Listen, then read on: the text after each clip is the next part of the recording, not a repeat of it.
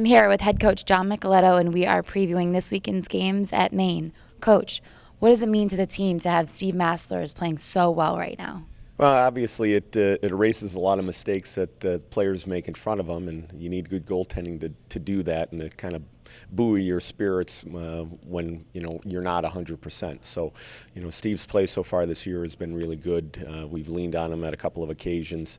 It's been sporadic, but when we have needed him, he's been there, and it's been a big boost to us. Any worry about fatigue with him?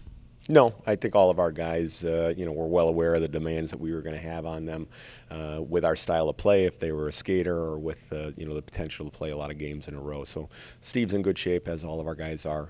George Green, our strength and conditioning coach, does a great job with that. So, no, I'm not worried about fatigue. You were 4 for 8 on the power play on Saturday. What are some of the things that you've done to improve from last year on special teams? Well, I'd like to say that we're found the magic potion, but we were fortunate. We got a couple of bounces. We did make some adjustments on the weekend, just to seeing what Michigan State was going to do. That allowed us to have some success. But mostly, it's just an understanding of on our guys' part of the philosophy that we have on the man-up situations, and just trying to identify the 2-on-1 as quickly as possible and get the puck going to the net. There's no, again, you can get all the formations and fancy movement that you want, but at the end of the day, you have one extra player, and as long as you understand that and are constantly trying to find where that player is on the ice, I think you're always going to be ahead of the game a little bit. Now, did you expect such a quick start a successful start on power play? Well, I think the power play historically has a little bit slower start. I think the penalty kill in the early part of the season tends to have the advantage, just because hard work is going to disrupt some of the skill players a little bit easier in the early part of the year, and the more repetitions you get on the power play, obviously the more comfortable you get. So I think again, the 4 for 8 was a little bit of an anomaly, I think, moving forward, but we'll take the numbers in the early going, that's for sure.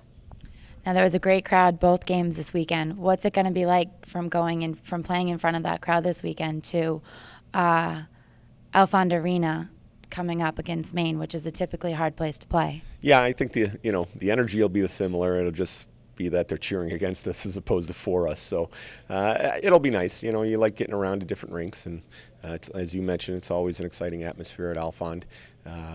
So we need to be prepared more for, I think, the change in both the rink dimensions from being in the Mullen Center last week for 2 games, as well as playing a team that has a little bit more of an aggressive style of play in Maine than we saw in Michigan State. So time and space will be at a premium out there, and we'll have to make sure that we're ready for that.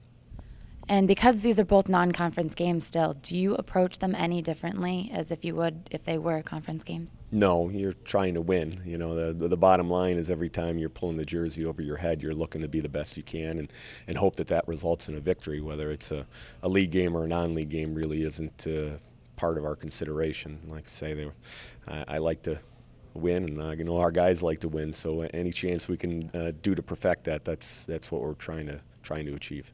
All right. Thanks, Coach. Good luck.